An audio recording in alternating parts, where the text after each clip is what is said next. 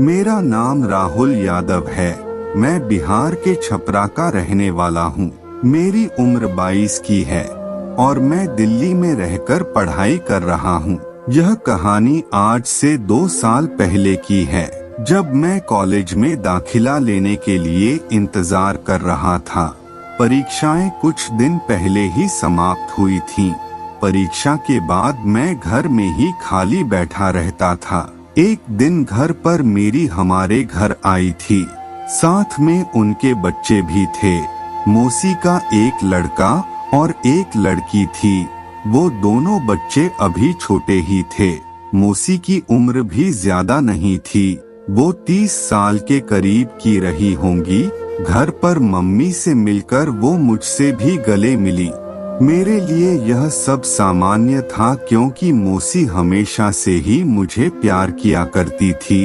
एक बार मौसी की नजर में एक शरारत सी दिखाई दे रही थी, जो मुझे कुछ अजीब सी लग रही थी। मौसी ने मेरे कंधे पर हाथ रख कर कहा, सोनू तुम तो काफी बड़े हो गए हो। मैंने महसूस किया कि मौसी मेरे कंधे को इस तरह से सहला रही थी, जैसे वो मेरे शरीर की मजबूती को जांच रही हो। मैंने मौसी की बात का जवाब देते हुए कहा, मौसी अब छोटा ही रहूंगा क्या? मेरी बात पर मौसी मुस्कुराने लगी। फिर वो फ्रेश होकर मेरी माँ के साथ बातों में लग गई।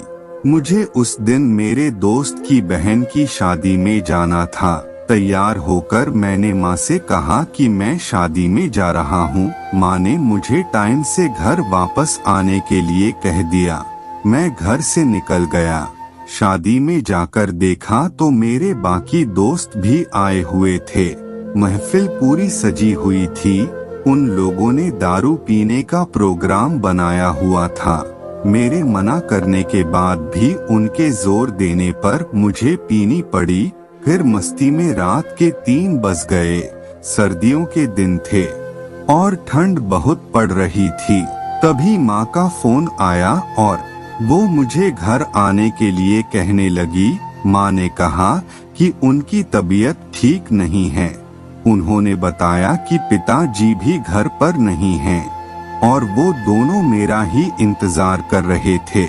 माँ ने मुझे जल्दी घर पहुँचने के लिए कह दिया। मौसी भी अभी तक सोई नहीं थी और वो लोग मेरा ही इंतजार कर रहे थे। मैं अपने दोस्तों के साथ बाइक लेकर निकल पड़ा। 35 किलोमीटर का सफर था। रास्ते में घना कोहरा छाया हुआ था। बाइक पर बैठे हुए मेरे दांत कंपा रहे थे। जब मैं घर पहुंचा तो पूरा कांप रहा था। मैंने घर के बाहर पहुंचकर मौसी को फोन किया। मौसी ने आकर दरवाजा खोला और मैं जल्दी से अंदर घुस गया। अंदर जाकर मैं सीधा अपने रूम में चला गया।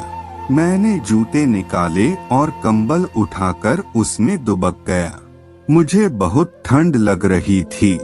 मौसी को शायद मेरी हालत का अंदाजा हो गया था। वो कुछ मिनट के बाद मेरे कमरे में आई तो मैं कांप रहा था। वो कहने लगी, सोनू तू तो सर्दी से कांप रहा है, रुक मैं तेरे लिए चाय बनाकर लाती हूँ। इतना बोलकर मौसी रसोई में चली गई।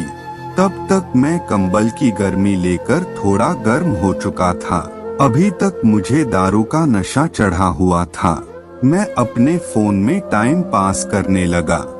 मौसी चाय लेकर आई और मेरे ही साथ कंबल में घुसकर वो भी चाय पीने लगी। मौसी बोली, क्या बात है सोनू, तुम शराब भी पीने लगे? उन्होंने मेरे मुंह से आ रही महक से समझ लिया था कि मैंने दारू पी रखी है। नहीं मौसी, मुझे नशे की आदत नहीं है। वो तो मैं आज शादी में गया हुआ था तो दोस्तों के साथ थोड़ी पी ली थी। कभी कभार पार्टी में ही पीता हूँ। मगर आप माँ से इस बारे में कुछ मत कहना। हंसते हुए मौसी बोली, अरे नहीं पगले, मैं कुछ नहीं कहूँगी। इस उम्र में तो यह सब नॉर्मल सी बात है। मैं सब समझती हूँ। अब तक मेरी चाय खत्म हो गई थी।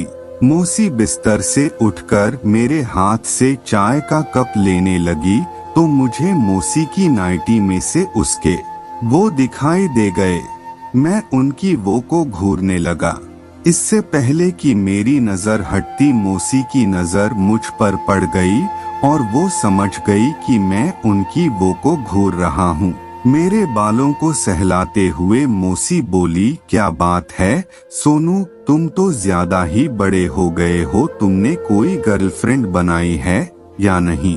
मैंने कहा, नहीं मौसी जी, शराब का नशा मुझ पर चढ़ा हुआ था और मैं कुछ समझ नहीं पा रहा था, बस बहक रहा था।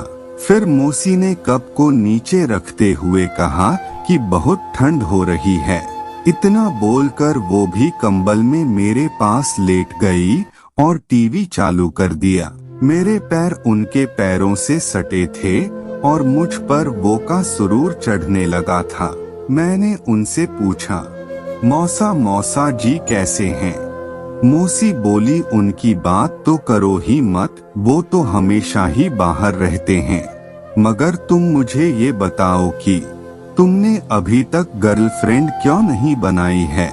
मौसी की सांसें तेज होने लगी थीं।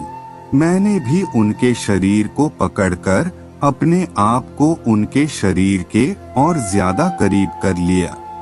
मैंने लड़खड़ाती जुबान से कहा, मौसी अभी तक कोई मिली ही नहीं है। मेरा वो अब तनाव में आने लगा था। वो बोली, इतने हट्टे कट्टे हो गए हो, अभी तक हाथ से ही काम चला रहे हो क्या? मौसी ने ऐसा कहते हुए आंखें बंद कर ली थीं। मैं समझ गया था कि मौसी को वो चाहिए। अब मुझसे भी रुका न गया। फिर पता नहीं अचानक उनको क्या हुआ, वो उठकर गेस्ट रूम की तरफ चली गई। मेरा वो पूरा तना हुआ था। अब हर कीमत पर मेरे वो को वो चाहिए थी। मैं तड़पता हुआ उठा और मौसी के पीछे ही चल दिया। गेस्ट रूम में जाकर देखा तो रूम में अंधेरा था। मैंने बेड के साथ वाला टेबल लैंप जलाया तो देखा कि मौसी कंबल करके लेटी हुई थी। मैं तुरंत कंबल में घुस गया और मैंने मौसी को बाहों में भरा तो झटका सा लगा।